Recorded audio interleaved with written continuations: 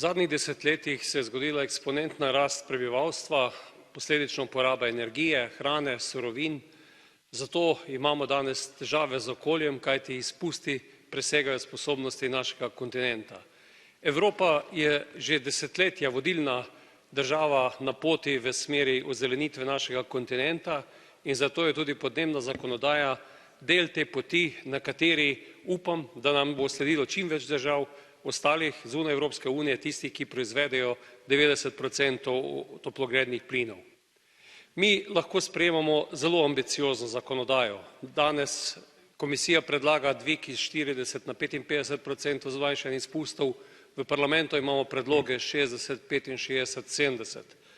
Vendar, dragi kolegi, okolja ne bomo rešili s sprejetjem zahtevne in ambiciozne zakonodaje, ampak v gospodarstvu, med prebivalstvom, v realnem svetu, med kmeti.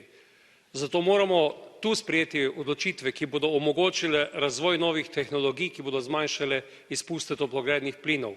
Preprečiti moramo zmanjšanje in izgubo delovnih mest, ki bi bile posledica prehitrih potez. Preprečiti moramo energetsko revščino tistih ljudi, ki imajo najnižje prihodke.